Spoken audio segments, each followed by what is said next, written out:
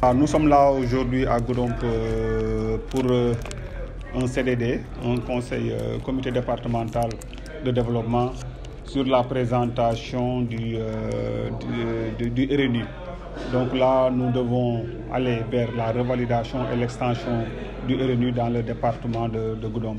Cette fois-ci, ce que nous avons privilégié, c'est les ménages pauvres et les ménages vulnérables. Parce que si on a remarqué au début ce qu'on faisait pour l'extension ou la revalidation du RNU, on était juste sur les critères de pauvreté.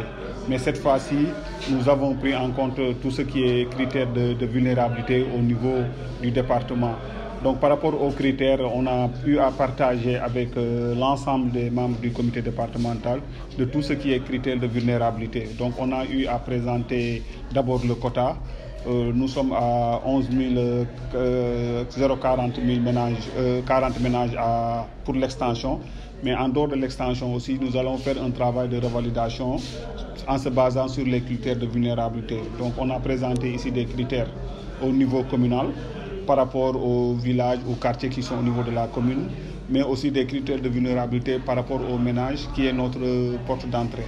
Donc il faut choisir des ménages vraiment pauvres, mais aussi qui sont vulnérables ou bien qui sont dans l'extrême vulnérabilité, c'est-à-dire des ménages qui ne parviennent pas à respecter les 3 repas, des ménages où il y a une femme veuve qui est pauvre, ou bien une personne vivant avec un handicap, ou bien une maladie chronique et coûteuse. Donc tout cela, ce sont des critères qu'on va prendre en compte. Mais surtout aussi, nous sommes dans une zone de conflit qui a eu à subir le conflit casamancé. Donc il faut aussi prendre en compte les cas de déplacés, surtout dans le département de Goudomp. Parce qu'aujourd'hui, Sédhiou est considéré comme la région la plus pauvre, selon les études qui sont sorties en 2022. Aujourd'hui, si vous voyez, pratiquement sur les 552 000 ménages, pratiquement, Sédhiou a 30 040 ménages par rapport à l'extension du RNU. Mais en plus de l'extension, nous allons vers la revalidation.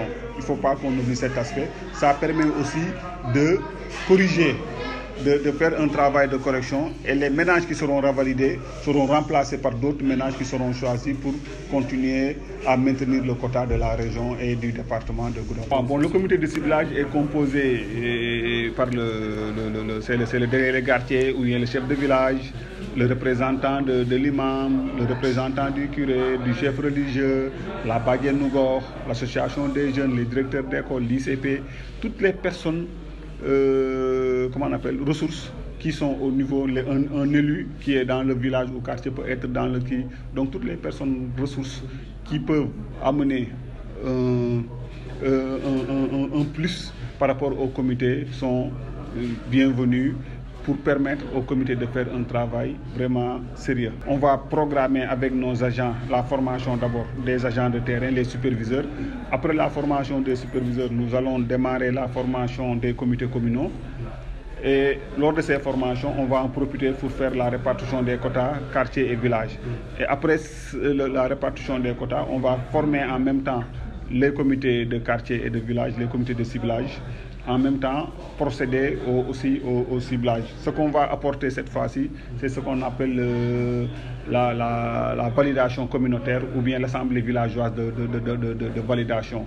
Parce que ce qu'on voudrait, une fois que le comité fera la pré-identification, les choix des ménages, il faut que ce soit validé par le village ou le quartier pour éviter les cas de doublons, les cas d'inclusion ou bien les cas de contestation.